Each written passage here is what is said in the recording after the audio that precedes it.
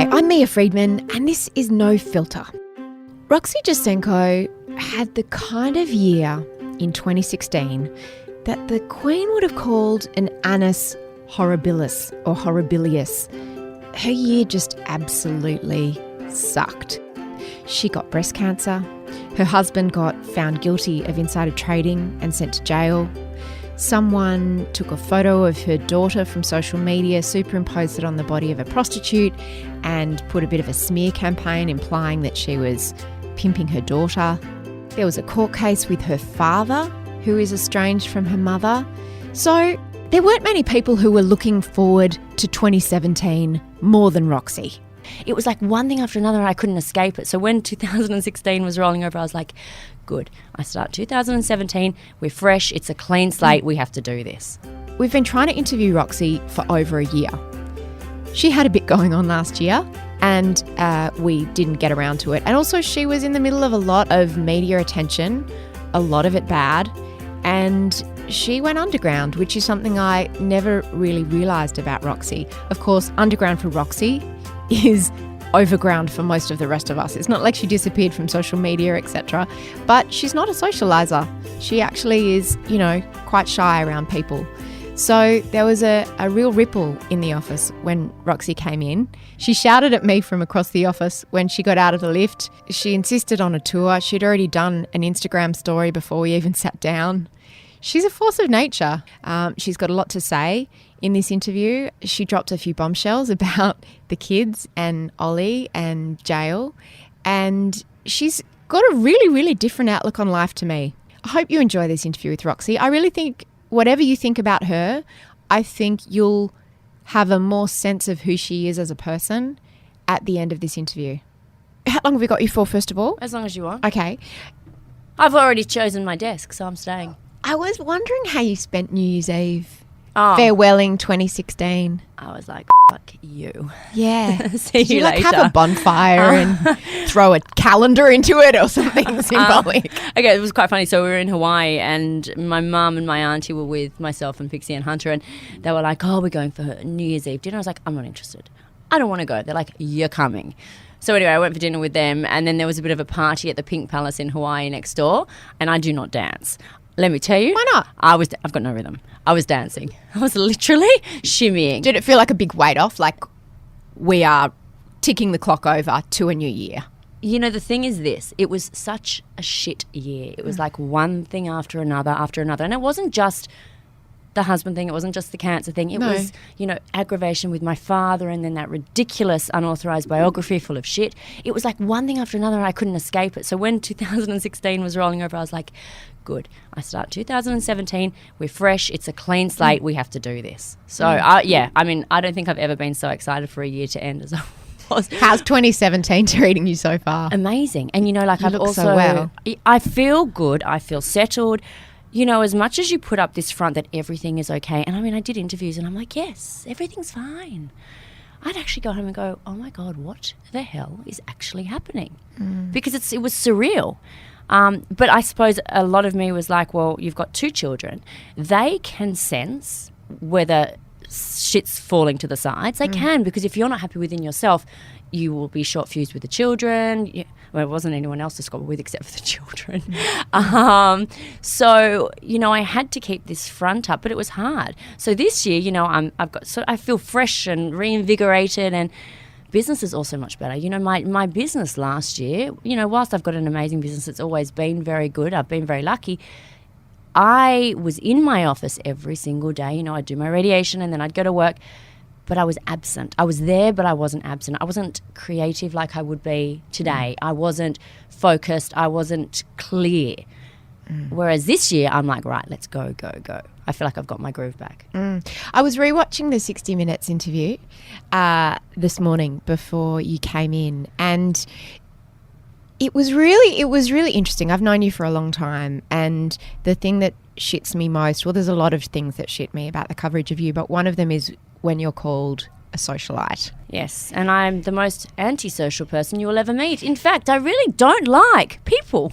Well, I always say that if you're at, if and I don't ever go to events, but if I'm ever at an event and I see you, you're likely to be working Yes. You know, it's likely to be an event that you put on, that you are working at, that you produced.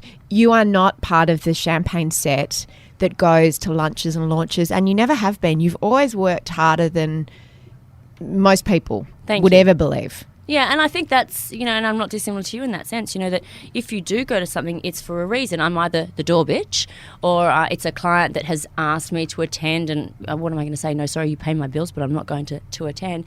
But I don't enjoy it. I feel awkward in that situation. Whilst I may have a front that's very confident, I don't feel confident in those situations. I mean, I went to a function last night only because my mum was really desperate to go. Her friend was going. She's like, will you come with me?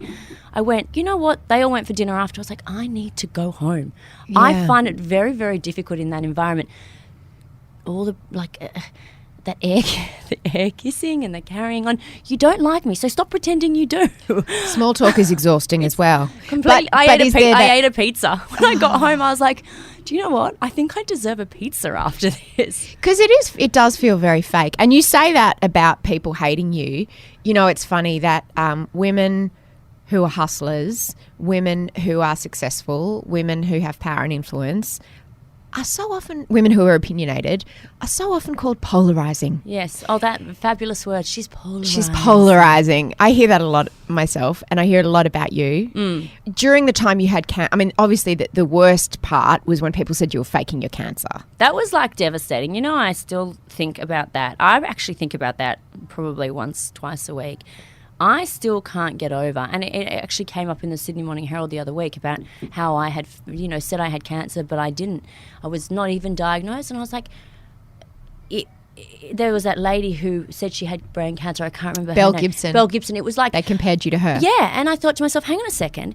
Just because there's one fruitcake out there who thinks it's okay to lie about that thing, does that make it okay to suggest that other people will do the same?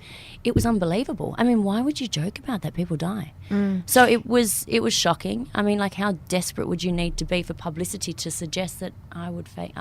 it's mind-blowing. Were you planning to do the 60 Minutes before you got the cancer? Okay, so, you know, the 60 Minutes thing, I've been friends with one of the producers there for many, many years. And when I got, when Ollie was going through his trial.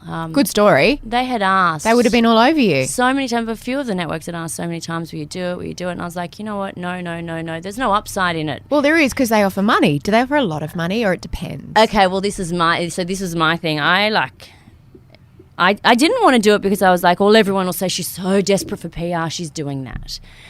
Or she's so desperate for money, she's doing that. So in the end, then when I got cancer, and I remember I was driving down Bellevue Road, actually, and where you used to live. I was actually just passing your old home. Right. And an Adele song came on, and I mean, I know Adele's hugely popular, but I think her songs are like funeral songs. I'm like, if I'm about to die, you can play this. They can make you cry. Yes. So I'm driving down past your house, and I had received a text from my friend Stephen at 60 Minutes. He's like, I think you should do this story. It was when I just got cancer.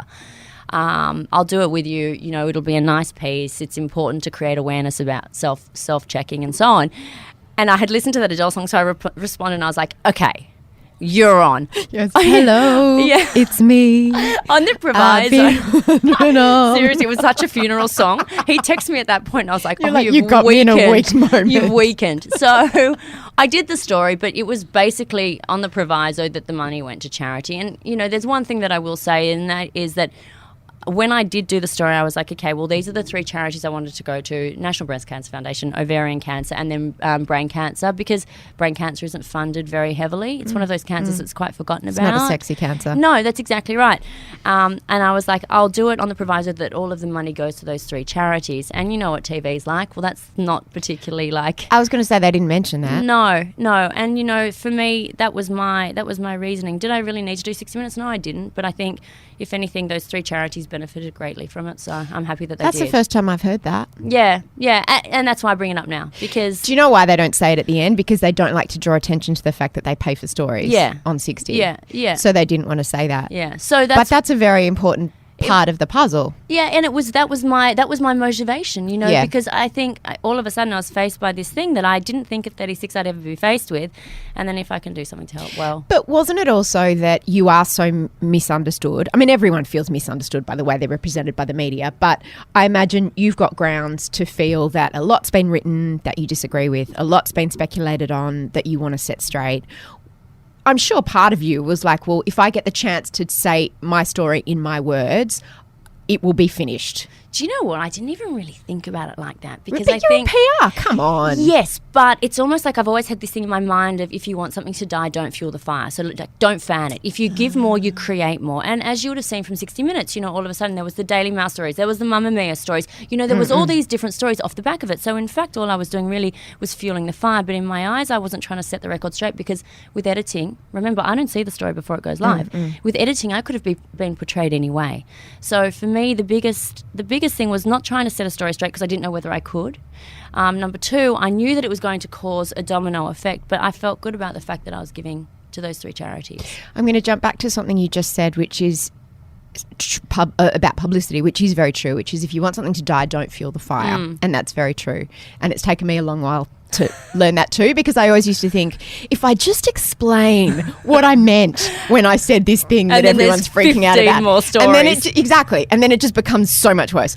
But if you take that principle and apply it to when Oliver was in court. Yeah. And you were there looking amazing every day and you knew you had become a story. Why didn't you stop?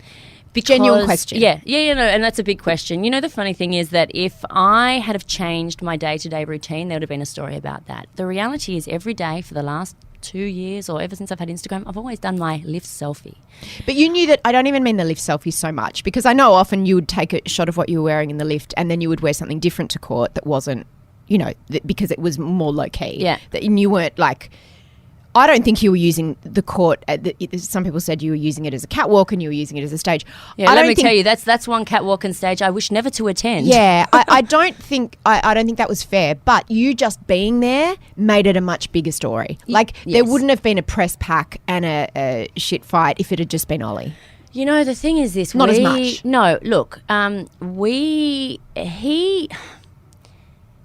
there's this thing, I suppose, when you're a wife, okay, what is the right and what is the wrong? Even if he was my friend, what is the right, what is the wrong? I do have shocking guilt about how much attention was around that case because I feel that perhaps if I wasn't his wife, he wouldn't have had to endure that. Getting out of the car and having 50 people on top of you and you're tripping over them is not a nice feeling, especially when you're walking to a courtroom and you know very potentially what the outcome can be. But then at the same time, if I am his wife, is it not my duty to be there, back him? To be honest with you, I need to be at work. I need to be running my business. If the train driver is not driving the train is late to every stop. But that's work, that's not court. Yes, but... Not everyone goes with their partner to court. Oh, see, I feel it's my duty. It's like my mum went. My mum went as well because she felt it's our duty to stand by him. He's going through a shit time. We need to be there. But I don't disagree. You know, look, in hindsight, maybe I shouldn't have been there. But then you know what would have happened? Like at my office, I would get to my office and I'd have photographers standing with camera crews holding the lift so the lift doors weren't shut so they can film and take photos into the lift. Do you feel that she's not there? That by sort of bringing... And I don't want to victim blame because he is your husband, you can do whatever you want. But by going there, by making it more of a circus because you are much more famous than him and you are very interesting to the media and always have been, that you backed the judge into a corner and they had to give him a sentence, a prison sentence that was of a decent amount of time so they wouldn't be seen as he's getting off because he's got this famous wife and blah, blah, blah. I think that it would... If you look at the other chap who was involved as well, I mean, he Keith got Hartman. not Keith. I don't know. God, John. Hartman. Yeah, I have never obviously met him because this is all before my time. But I mean, he served a sentence, I think, of 2 years. So, and he didn't have that fanfare around him. I think what it comes down to is they're young boys. You know, they were 21. Yeah, and they were accused of insider trading. They were both found guilty of insider trading. So I don't think that I pushed her into a corner. I think what she said was perhaps a little under... it was just quite strange why she brought me into it. I mean, I wasn't the one being charged or on trial, but she made it very strangely about me. Look, I don't think so. I think the reality is the case received a lot of press even before my time. I just never Googled it before I got together. Yeah, I was going to say, you didn't do your research. How did you and Ollie meet? You're older than him? So I'm 36 and he's 31. I like them young. 5 years. Yeah. You're such a cougar. Well, what I've said is, look, now he's there. Justin Bieber's looking even better. He's younger. Correct. I was gonna say you're gonna upgrade, downgrade, down age, downsize. I don't even know what you call it. How did you meet and how old were you both? So I met him through his sister Sophie, who was a good friend of mine. I met him when I was 30. And then I fell pregnant and then I got married. And he was after. 25. So it was 4 years since the insider trading thing. And he had that hanging over his head. At what point in the conversation, it's kind of like meeting someone who's got herpes or meeting someone who's, you hope they tell you. You know, a single parent. At what point do you introduce that information into the date? And you don't, because that's the thing. I suppose in Ollie's eyes, he thought it was done. So I sort of, okay, it's done. That's it. That's that chapter of your life. Close and move on. Didn't really. And people are like, you just bury your head in the sand. Well, no, it wasn't. It didn't seem to be. You thought it was done because why? Because he said it was.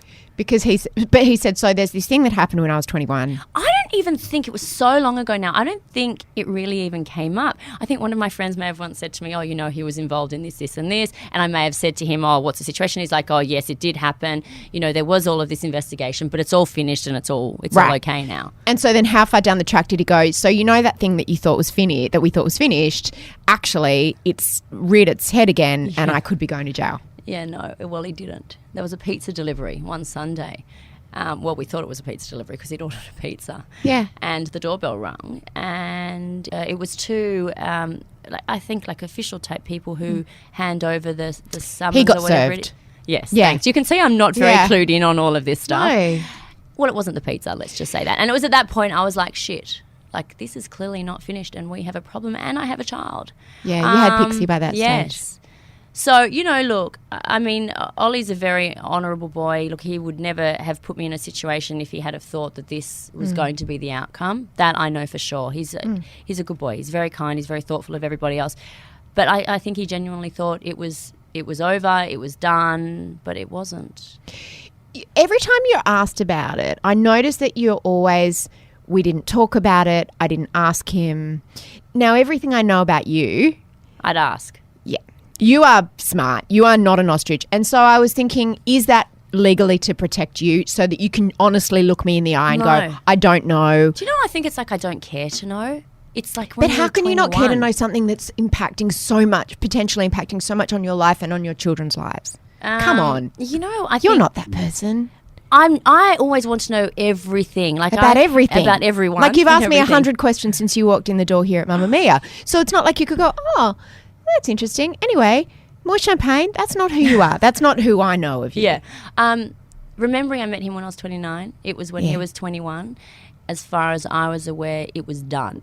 So... But when it came to not being done, did you not sit him down and go, okay, where are we? How are we going to sort this? What does it mean? Oh, of course. I did ask him, what's the situation? I remember before the sentencing, I sat down and I cried and I was like, what the has my life become? How am I even in this freaking position? Yeah, sure, I ask everything about everything.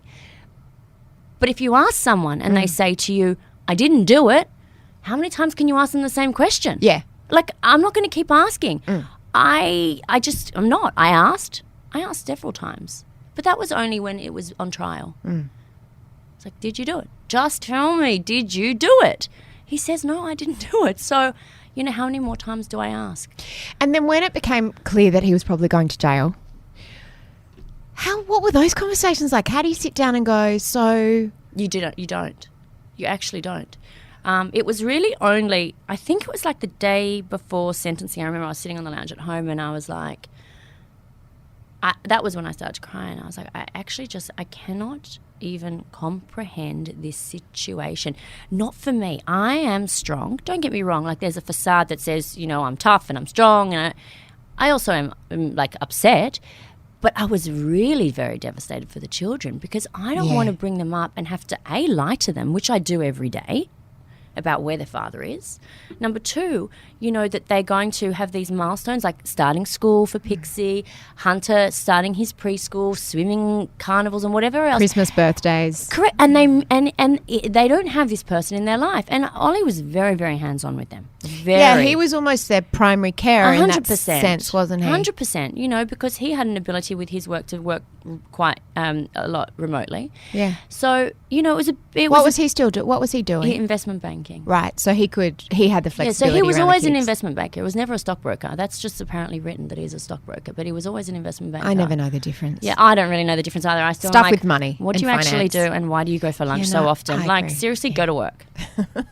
Do Put us on all a favour. Put on a suit. Go to work. Go and have a meeting with Yeah, someone. hello, do something. Yeah. So, you know, that's for me what the biggest issue was like, I've brought these 2 children into the world. I have a duty, and now, because of my decisions, they are going to have this void. That was the most. You must have been angry.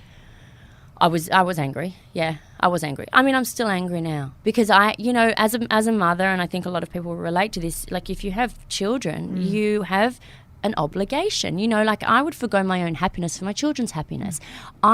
If I had the choice, I probably would have done things very differently. I wouldn't have had children until this situation was sorted out because it's not right. They shouldn't have to be in this situation. Lying to them, saying your father's in China, like... How's that holding up, that line? Oh, well, it's exhausting. Like, I tell you, China must be a fabulous place. He's been there for an awfully long time. Can they speak to him on the phone? Hunter does, Pixie not. Pixie can't cope. She has an absolute meltdown, and I won't do it to her. He said to me the other day, oh, Pixie wants to talk to you. And I'm like, I am not doing it to her because for her 10 steps forwards, it's like 100 steps back. I took Hunter there, actually, to visit him. I told him we were going to China and we went on a plane.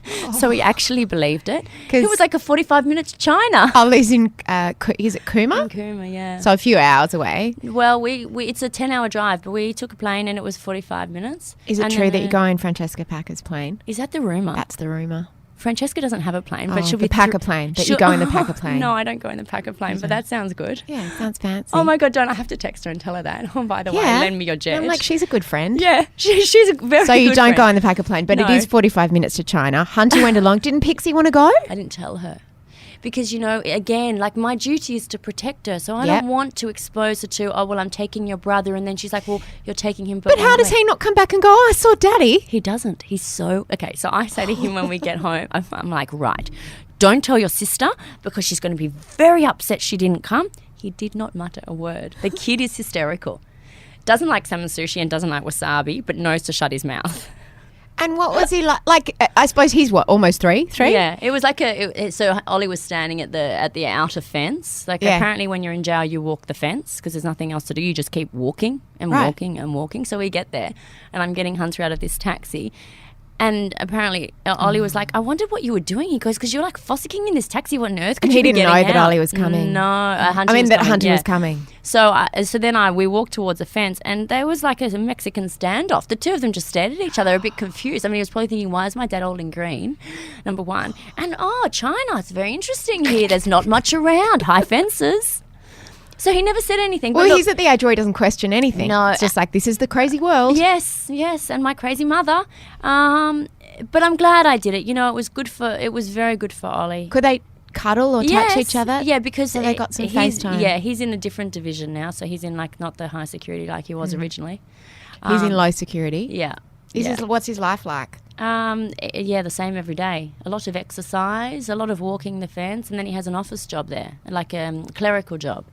And he's safe. Yes, yeah. I think, people really like make a lot of fuss up about the whole prison environment and like the whole business about how he doesn't shower. I was like, what even is that about? Like, people get very people worried of sexual assault. People and what's get it like, very and are there creative. gangs, and will he get beaten up because he's high profile? Yeah, no, he's he's got some really good friends there that, I think it's not a nice place to be, obviously, but it's as nice as it can be given the circumstances. And he's made a life. Yeah. To get through the next. He's getting on with it. As I said to him, just shut up, keep your head down and get it done. So you close the freaking chapter. You need to close the chapter. You can't keep thinking that, it was when I was 21 and then when I'm 26 it's gone away and then when I'm 31 all of a sudden it comes back. Close it. Finish it. This is it. I'm not one for like extending things. If there is a problem, fucking solve the problem then and there.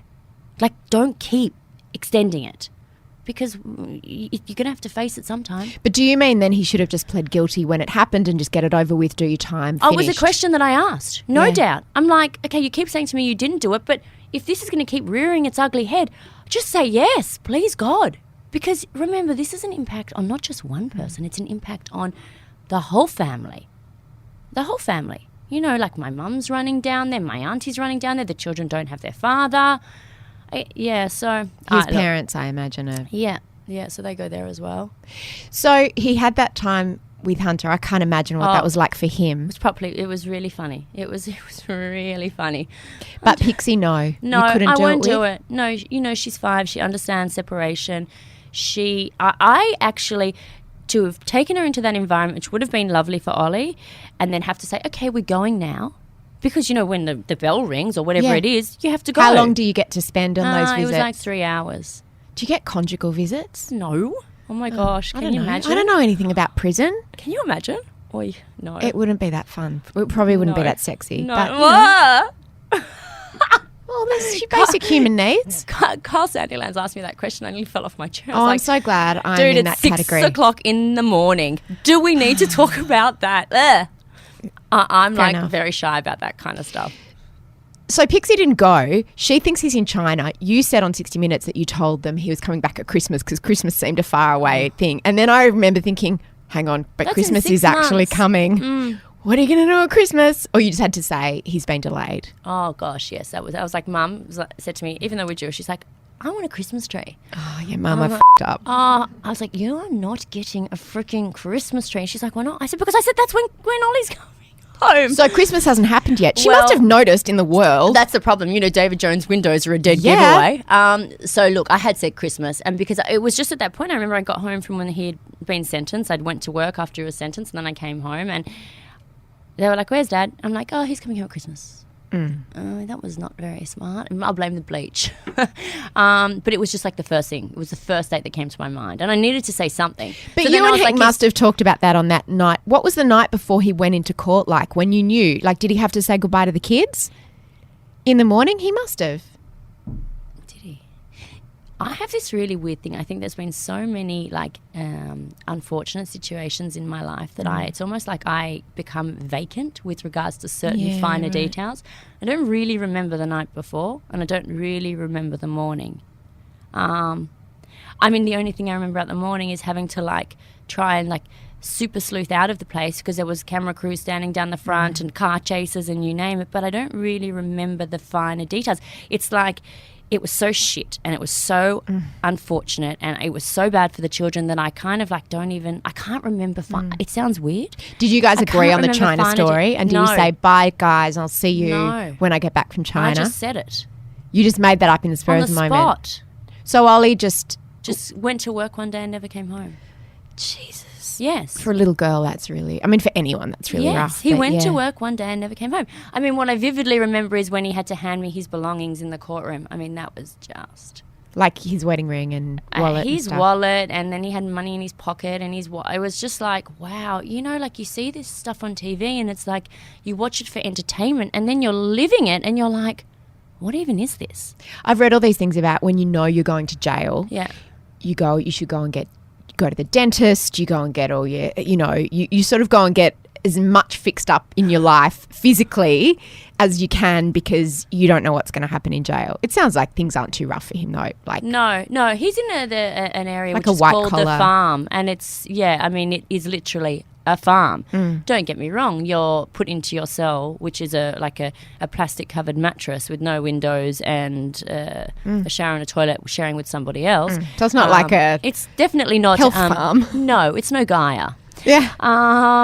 But he has got freedom to today he goes to the local shops to do the buy up, they call it, for all of Right. the inmates. So it's, I mean, look, it's He's not a flight risk and he's not shackled with handcuffs and no lockdowns and internal cavity searches. I've watched too much Orange is the Oh New my gosh, Black. I was going to say, what on earth are you watching? I thought Law and Order was bad. No, I've watched a lot of Orange is the Whoa. New Black. So I imagine that Pixie, without wanting to be armchair psychologist, then had a lot of issues about abandonment. Like, Mummy, you're going to work. What if Mummy doesn't come back today? Yeah, well, that's a big thing at the moment. Actually, this morning, even when I left for work, Hunter's like, where are you going? Why are you going to work? Don't go to work. Stay home. Yeah, but that's just normal. All kids do that. Is it? Don't worry. Okay, That's good. just a normal thing. I'm like, I'm not. I'm just going downstairs to the rubbish bin. But also, he's too young.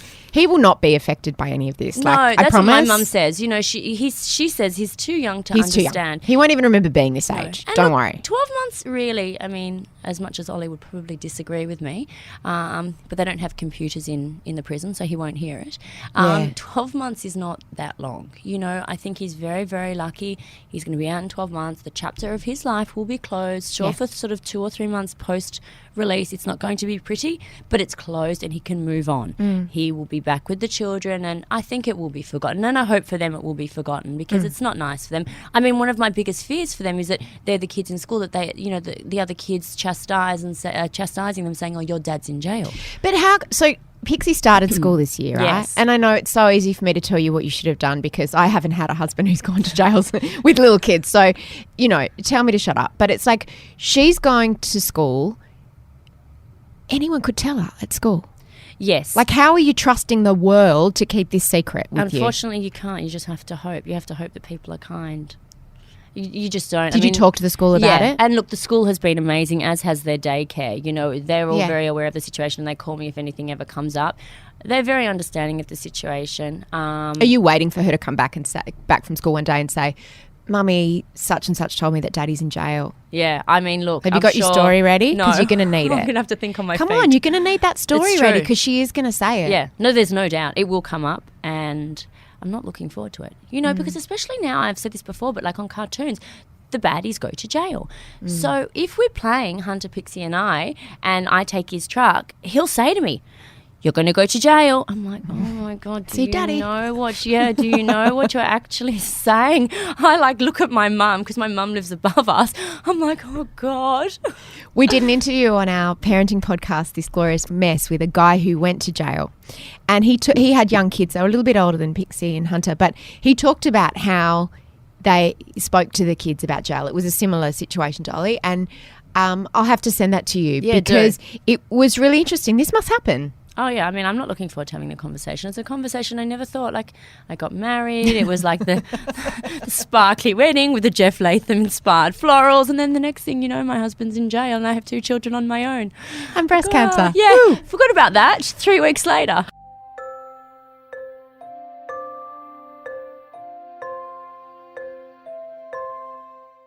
I felt so sad about, I mean, it was an extraordinary thing about the coverage that you allowed them, the access that you allowed 60 Minutes. But it also made me really sad, because it was like, there's the tumour, and it's like you needed to show people the tumour. Otherwise, there would always be speculation. And boy, there has been no speculation since that. So you take the lump, the surrounding tissue, and surrounding tissue. How many lymph nodes? It looks like 1 or 2, usually 1 or 2.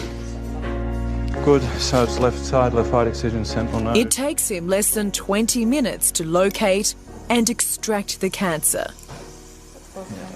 For all the doubters, here it is. But that was an incredibly private, traumatic, personal... It was the worst. And it's like, yeah, I've got to... The worst. You knew. I mean, that was smart PR. I have goosebumps on my arms. And when I say that was smart PR, I don't mean you were trying to spin a story, but it's like you knew that people would not be satisfied until they saw the bloody tumour removed from your breast. You know, it was something that I remember Steph, the producer, was like, "We want to film in the operating theatre." And I said to her, "No." I said, because I don't want my surgeon, Professor Mann, to be more concerned about the cameras around him than making sure that we get this out. This is my life. And she's like, "No, I think it's important. There's speculation. This is the way you shut it down." It was true. And then in the end, I was like, I just remember being wheeled in thinking, like, imagine you're being wheeled in. There's like... And you were unconscious for some of the parts where they were when filming they lifted... when I watched it, because remember, I watched it when everybody else watched it, when they lifted my body over onto the thing, and I was like limp and like a dead and they person. Plopped you on the stretcher. I was like, like, that is heavy. Yeah. I didn't want to do it, but it was 60 pushed me, and I'm actually glad they did, because, you know, all of those freaking nasty people who want to say you're a liar, actually they got to see, really, I'm such a liar?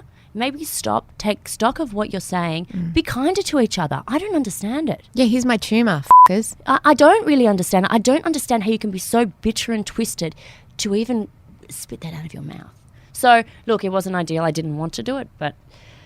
Now, you had fake boobs. When did you get your boobs done? I was called Sultana Tits at school. I literally, I had nothing. So when did you get your boobs When I was done? 24. So I started my business when I was 24, and I remember I got a credit card at 24, and I was like, I've got a credit card now. Now I can get my boobs done. So I swiped that credit card and I got them done. Good use of personal finance. How much does it cost to get your boobs Well, done? then it was like ages. It was years and years ago. It was like $12,000.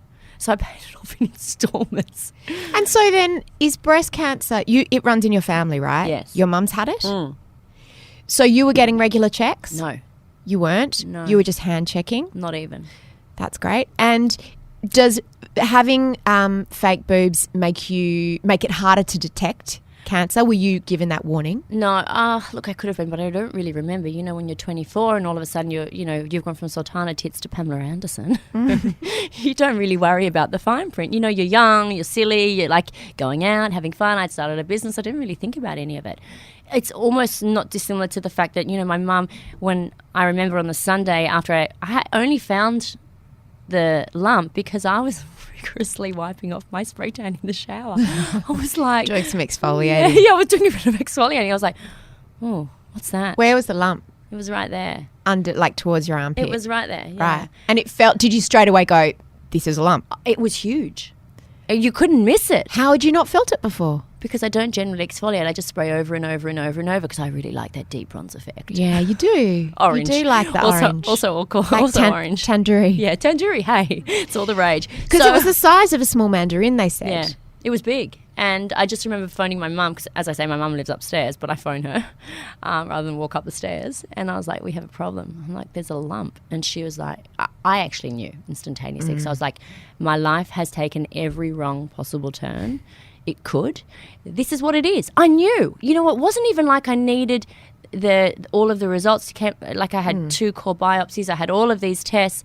I knew. When he told me, I remember this doctor, Dr. Chambers in St. Vincent's, he was like with his paperwork and, you know, we're sitting there and we're looking at each other like this, and he almost like had tears in his eyes as he was delivering the information, and I was like, yeah, I know.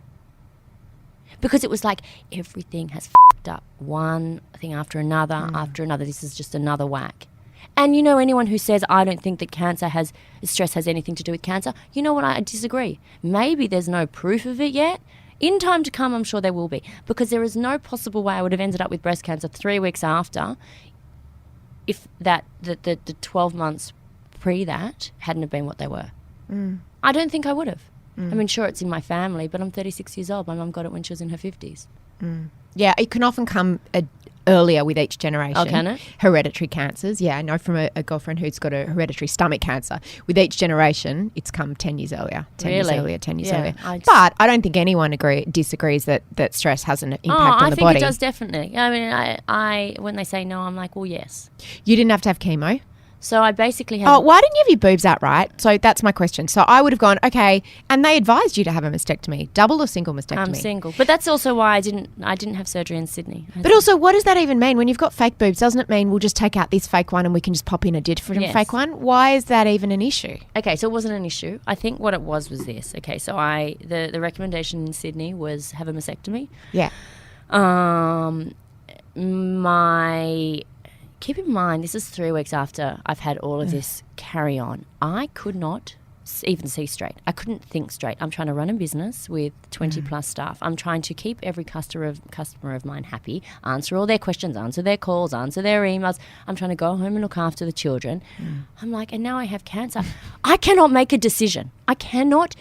It was a major decision. The other issue for me was that if I was to have the mastectomy, I can't even pick up the children. Like, I have to put Hunter in his bed at this point in time because he's in a cot at that point in time. I'm like, I won't even be able to pick him up. Am I going to put a ladder by his bed? I'm on my own. So people imagine, I guess, that you've got 24/7 childcare at home, nannies, au pairs, No, staff. I wish. You've got a nanny, but I not... have a nanny. She comes at 7:30 and she leaves at 5:30. You know, like, it's not like I've got someone there on call. I mean, would be wonderful if I had someone there all the time, but it's also my job. It's my duty. You don't just have children and then go, okay, well, you can look after them. It's the kind of thing that you would go home and discuss with your partner. Correct. And I didn't have that. So what would Ollie have said? I don't even know what he would have said. You know, like, I don't know. I don't even think he would have. I think he would have said to me, do what you think. Yeah. And that was one of the main reasons that I never chose to do. I mean, I went to the appointment with the chap who does the reconstructive surgery. It's major. It's not just go, have it removed, fix it up. It's not. It's major surgery. I've got so many freaking responsibilities. I can't think straight. I can't make a sound decision at the moment. I'm not making it. So, which is why I ended up at Freemasons Epworth in Melbourne, because I found a surgeon, Professor Bruce Mann, who's very well regarded, breast surgeon, and he was confident, as was my oncologist, that he could remove the tumour and the surrounding area and the lymph nodes, and he felt that would be enough. Big risk. It was a risk. Did you feel like you were throwing the dice? No. At a time when you hadn't been very lucky? No, because I thought to myself, okay, well, we can look at it like this. This is stage 1. If it doesn't work, we go and do stage 2. But I don't want to do stage 2 before I've tried stage 1, which is less invasive, less debilitating. That's why I never did it. And following that operation, which was very successful, I had 6 weeks of radiation every day.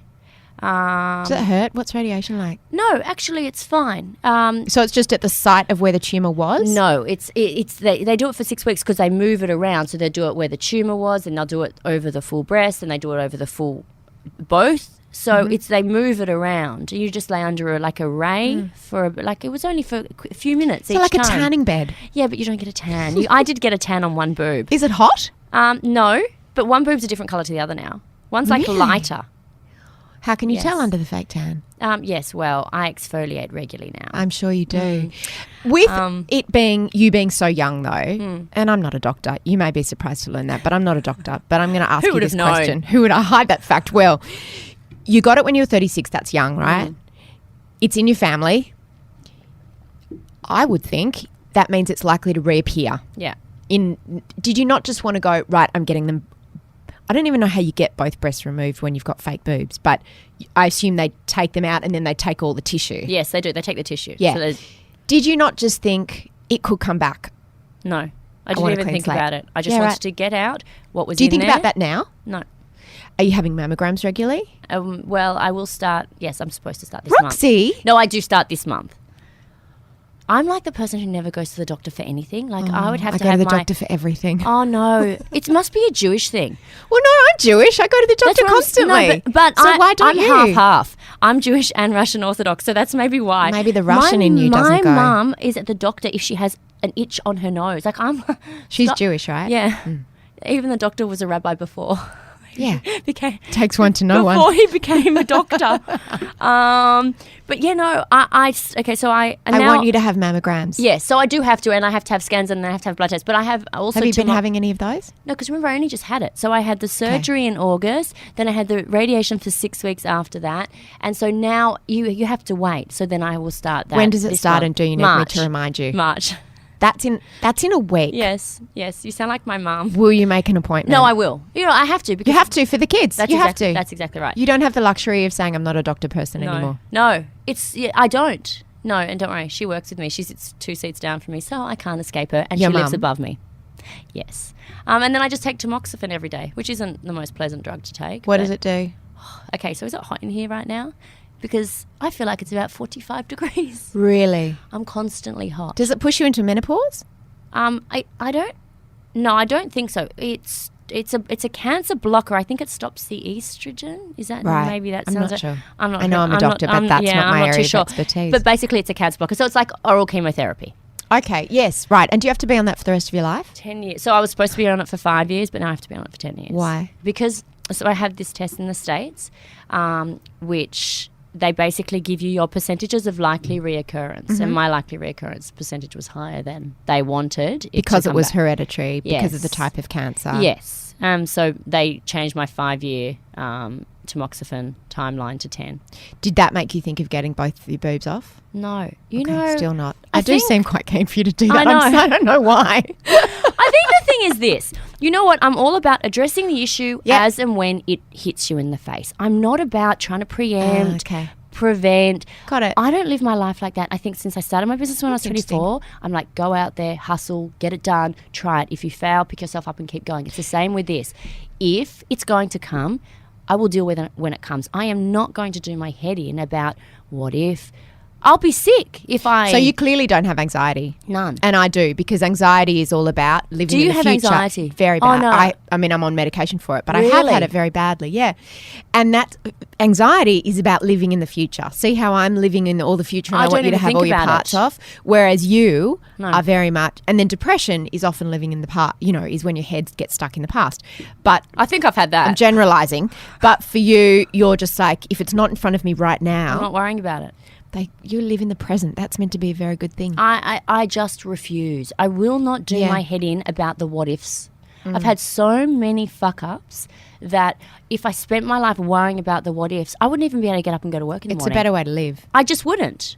I mean, there's some days on a Sunday, I call it suicide Sundays, because Sundays can be absolutely shocking. And I'm like, I can't even believe the situation I'm in. And then you wake up one day and you're like, stop worrying about the what ifs, just worry about today. Today. That's How am it. I going to get through today? Correct.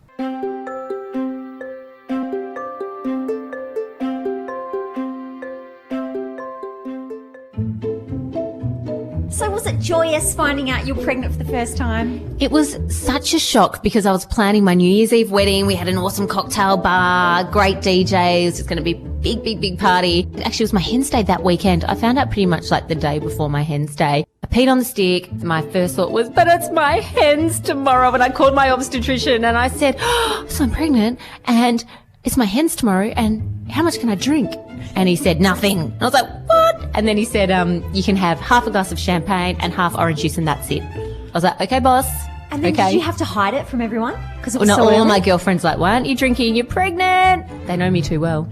I'm Beck Judd. And I'm Monique Bowley. Hello, Bump. Mamma Mia's Pregnancy and Birth podcast. Out now in iTunes or the Mamma Mia podcast app.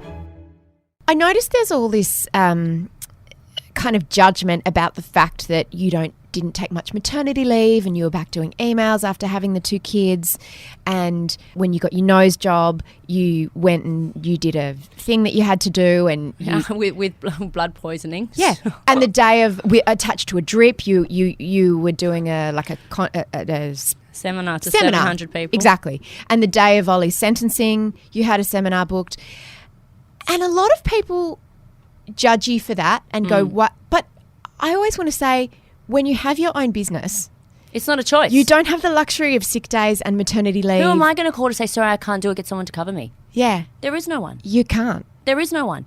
And whilst it would be an absolute joy to be able to take 3 months or 6 months off and see, spend the time with the children when they're born, it's not an option. You have to remember, I am the breadwinner in the family. Yeah, I was going to say that because there's a perception that Ollie's really rich, that he makes heaps of money, that It's you spend infuriating. the proceeds Yes. potentially of Yes. his ill-gotten gains, as you called them.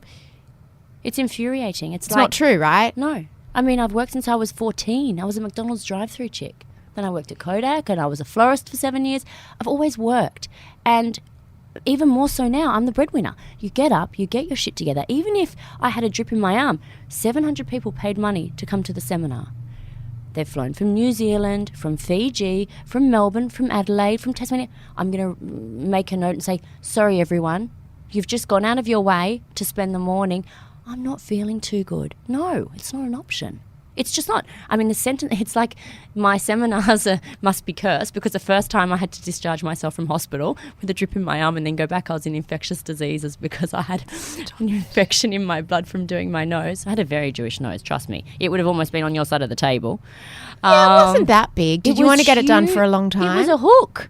Yeah, I did need to do it. So you were happy with the nose Yeah. job, just not happy with what happened afterwards. It was unfortunate. But look, it probably also comes down to the fact that I went straight back to work. I wasn't good with the aftercare. Yeah.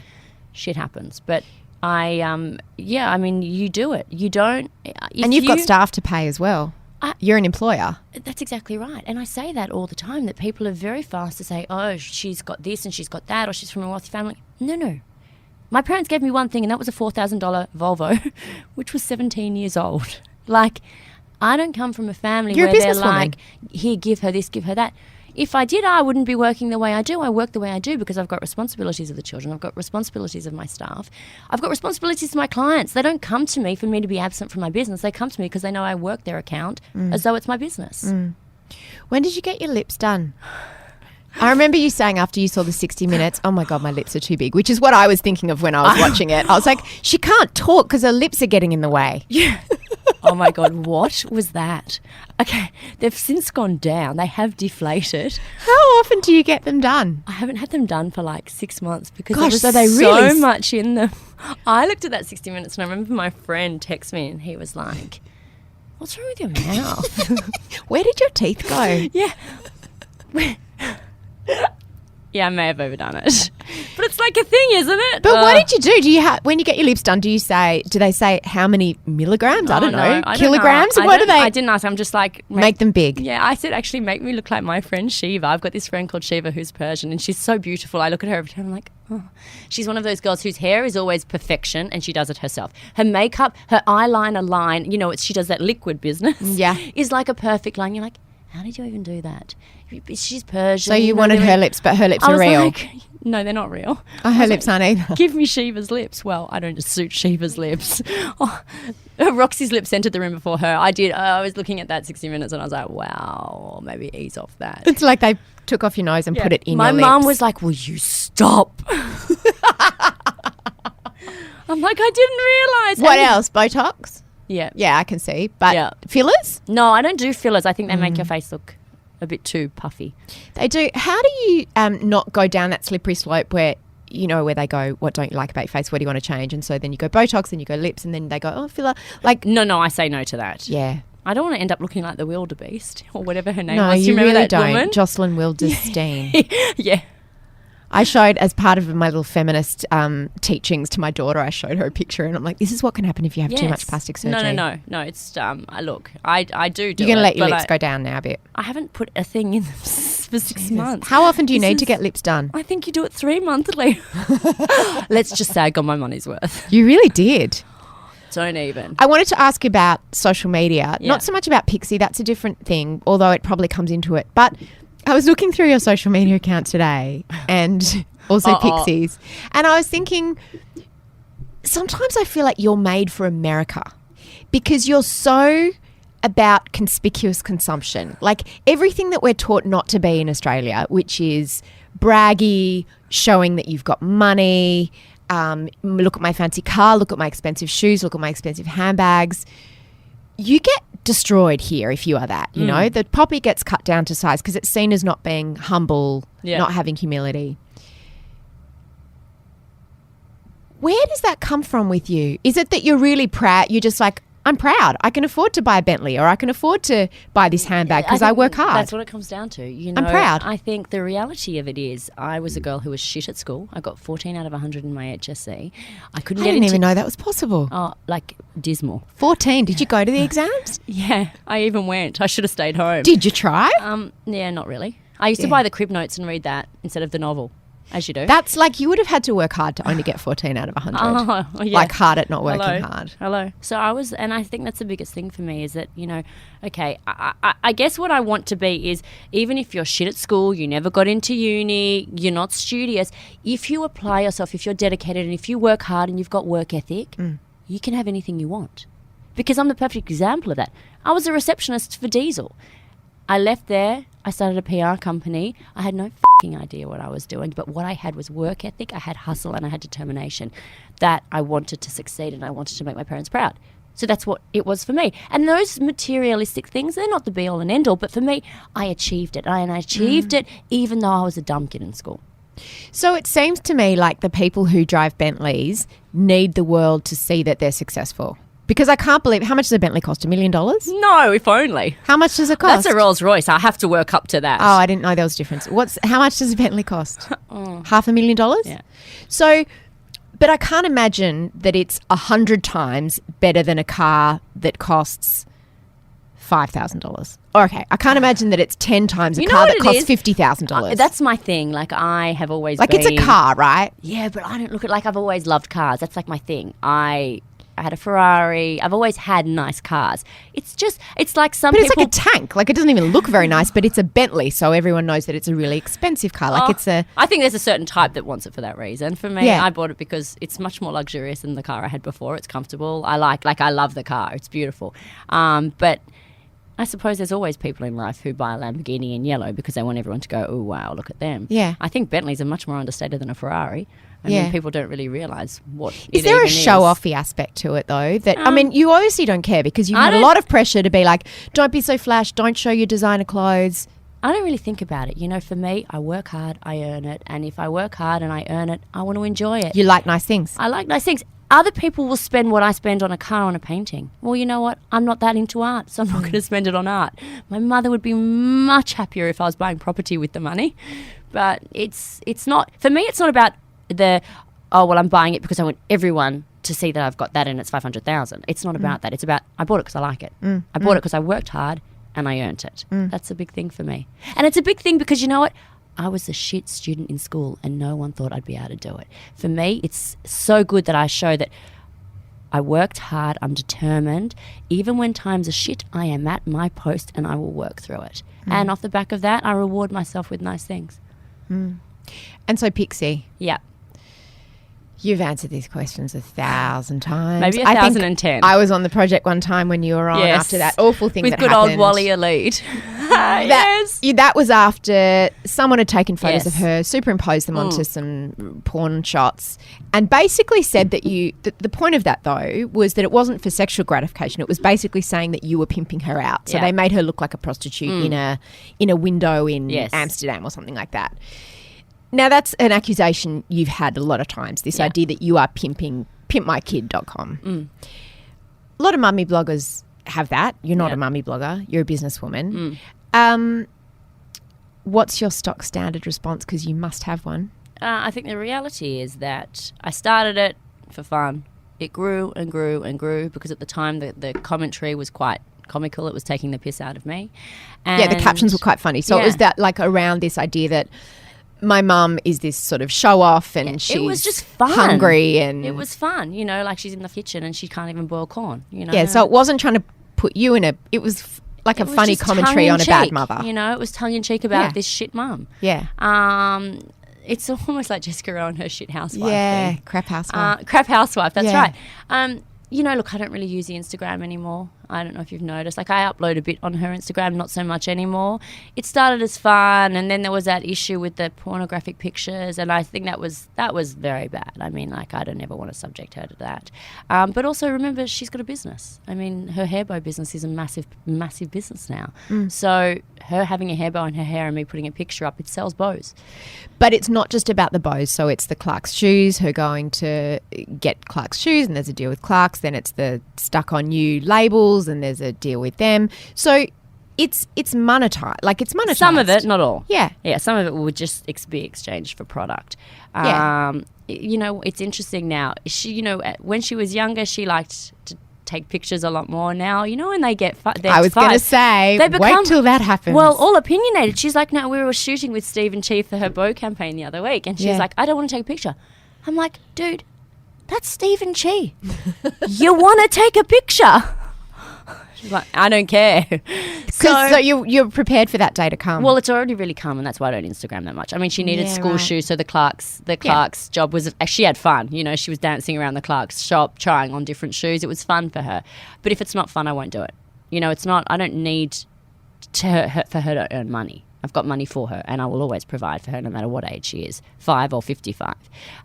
If it's a job that she likes or it's fun, then I'll do it. Like, if Faber-Castell send her pencils, I'm happy to do a post because she's sitting there and she's doing art and craft and whatever. But if she doesn't like it, I won't do it. I mean, there's a lot we turn down now because I'm like, it's going to be a nightmare. She's not interested. I don't need to hold her down to take a picture. Yeah, because I imagine it's going to get harder and harder. Yeah, and that's why I don't really do much on her Instagram anymore. Is Hunter going to be a bit pissy that she's got this massive bank account and this business and he's got nothing? I put money in his account for him for a rainy day. And Pixie will share. Will she? Yeah. No, the bows are going unbelievably well. Who knew, like, a grow grain ribbon could be so popular? And that's turned into a big... You've got 3 sources of income, right? So Sweaty Betty, that's the fashion PR. Yeah. Ministry of Talent, that represents influencers, including Pixie and yourself. Yeah. And then Pixie's bows. Yeah. And always looking for the next and the next and the next. But it's just that you see, and I go back to this thing again, it's like when you're not I was never going to be a doctor. I was never going to be a lawyer because I didn't have the smarts to be able to do that. I didn't have the smarts to be able to get into uni and have that opportunity. So you always have to look at different ways of how am I going to create my existence. And also, I like expensive things, as you've highlighted. You certainly do. Yes. Is it weird being in public when people recognise her? It is actually quite weird, you know, but she's also, because of her red hair, who knows where that came from? I tell everyone it's the pool man. Could be. But Oliver's got red hair. No, he doesn't. He's brunette. Well, like sandy blonde. Really? Yes, there's no red hair. I once sat next to you two down at the nail salon and you were both getting pedicures. Oh my God, hers he's going to absolutely squirm. Really? That's my fox. I'm like, I don't want to sit by myself. Sit there. He's like, no. I'm like, just sit He there. seemed very sweet, but my memory of him was that he had sort of reddish hair. No. Oh, Like it just sandy popped blonde. Yes, no. It just popped up. So she is quite, I mean, I've seen her in public before and gone, oh, it's Pixie Curtis. And then gone, oh my God, I'm fangirling out after a 2-year-old. Yeah, it's weird. It is weird. Yeah. It's just it is someone weird. that you've seen so much in one And format it also, than seeing them in the real world. It is also strange. makes you very aware. Like, I'm very cautious. And do people, I imagine they want selfies with her. Yeah, they they want do. to take photos. And she does it. She's like very obliging. She'll stand there and go like this. And she understands, what's her conception of her own fame? She knows that she's got Instagram because, you know, now they all have iPads and iPod touches to watch YouTube Kids. So she goes on Instagram and she's like slides through and then watches videos of herself or Hunter. So she understands what it is. I think she does probably think it's a bit weird when people come up to her in like Westfield Bonner Junction and like, can I take a selfie? But no, I mean, people are all very nice. You know, people come up to Mum and I and they're like, oh my gosh, you Pixie's mum? You Pixie's grandmother? Mum's like, yes, but don't call me the grandmother. It's very strange, this kind of obsession with other people's little kids. Yeah. Like we see it with Sonny Blake. Oh, with he is Pixie. so funny. He Yeah. is so but her commentary is like on another level. But it's like you guys have created these personas for them, right? Because obviously they don't manage their own accounts. I wish that I was as witty as Zoe Foster Blake. She's a freak with her. I read it. I'm like, how do you even come up with that? The Beyonce thing with the picture. That was clever, I was wasn't like, it?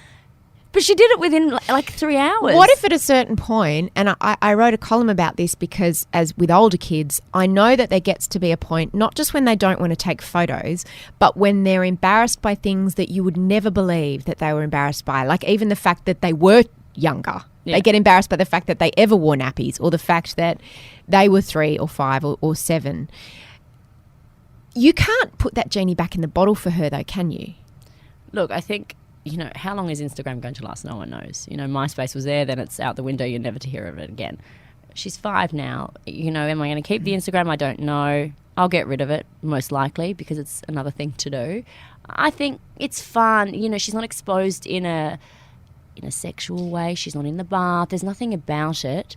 I mean, look, the only thing that she could probably knock me out for is that video where she's dancing to the Justin Bieber song. She's doing adult things sometimes though, like getting her hair and makeup done. No, but she wasn't. That was all a bit much. I had my makeup done and she said, oh, can you put a bit of glitter? The woman had some glitter. So all of a sudden, Pixie's having her makeup done. Yeah, she doesn't right. have her makeup done. She put a bit of glitter.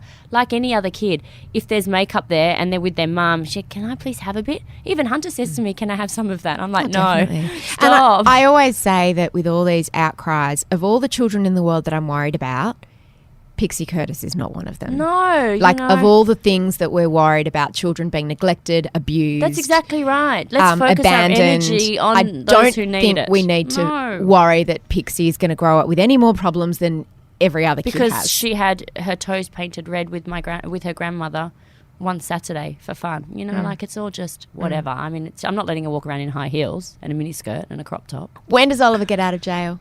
The end of June. That's soon. Yeah, not long. You see, so much has happened. It's like it's flown by. It hasn't obviously flown by for him, but for me, it's flown by. You know, I've had to keep my focus, make sure that I got rid of that cancer, and I moved my office, and so much has happened. I've just tried to keep our life as normal as possible. And rumours that you guys have split and you're seeing your ex? Oh, yeah, well, apparently also because I didn't go to the gym with my ring on, there's something wrong. I was like, who goes to the gym with rings on? Like, how can I do weights that's with a lot of gyms on? scrutiny. Non-stop. But you know what? Look, I suppose it obviously gets clicked through and people get a kick out of it. It's like everyone... People are interested in you, very interested in you. Yeah, I find it a bit weird. It is weird. Must have been lonely this time. You know what? I'm actually not a lonely person. You know, it's like when people say, why did you get your emails out straight away, or why did you go back to work? I like working. Same. I get a kick. I haven't looked at my email whilst I'm sitting here. And Neither I'm have I. having a conniption because I'm like, I enjoy it. Whilst people may see work as being a chore, I get a kick out of being at work. I get a kick out of seeing results. I get a kick out of seeing my girls and Daniel in our team succeed. If I've ever had a boyfriend, I've always had my focus has always been my work. Yes, I've always got time for like the other person, but my focus, I suppose it's also because it's a constant. I mean, if you look at my life, I've never really had a male constant. My work has always been a constant. I can rely on it. It doesn't with let Ollie me down. for a long time. 5 years. Yeah. I suppose that's not It's in not the scheme that of long. things. Yeah. No. But it's a constant. Work is a constant. It will not let me down. That's the truth. So I don't get lonely because I got that. Are you a feminist? Well, apparently when I was in Dior, explain to me exactly what there's this. Haven't you seen the Dior T-shirt with that says we should all be feminists? We should. Yeah, well, so We are. That's like a big T-shirt. That's like a big thing in fashion at the moment. You need that T-shirt. Do you know the one I mean? I do. All the fashion bloggers are Instagramming it. So explain to me exactly what it means. If that's what it's going to take to convert you to calling yourself a feminist. The Dior T-shirt. No, it won't. It was too expensive. I was like, I'll leave that one behind. Can you please explain? Okay. Do you think Yeah. that you should be in charge of your life and your body Yes. as opposed to a man? Yes. Is that what it... Oh, Yeah. yes. Oh, yes. Well, who wants to rely on a guy to do it? Please, God, if I was relying, I'd be really up shit creek, wouldn't I? And do you think that we deserve the same rights as men? Oh, yes, absolutely. Finished. Okay, You're a feminist. Yeah. Congratulations. Maybe I should have bought that T-shirt. Now you can see I was really stupid at school. I know how to hustle, but those big words, they're not for me. That's not a big word. It's like a word like woman. Of course you're a feminist. Ollie's a feminist. Your kids are feminists. There you go. Everyone's a There you go. feminist. Do you like how I'm like... Except can you maybe- can you tell me what that means? Yeah. Also, now you know. Will you buy the T-shirt and wear it and call yourself one? I need to get one for you too. It annoyed me in that 60 Minutes interview when Ali asked you if you were a control freak, because that question's never asked about men.